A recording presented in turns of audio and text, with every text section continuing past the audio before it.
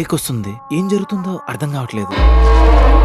అలజడి దాటి ఆలోచనలకు పదును పెడితే అంతా అర్థమవుతుంది శేఖర.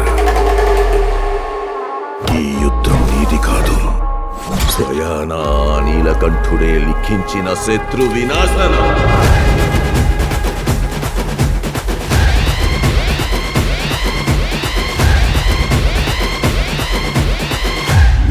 నీకు తెలియకుండానే ఊహించని ప్రళయాన్ని ఢీకొట్టబోతున్నా.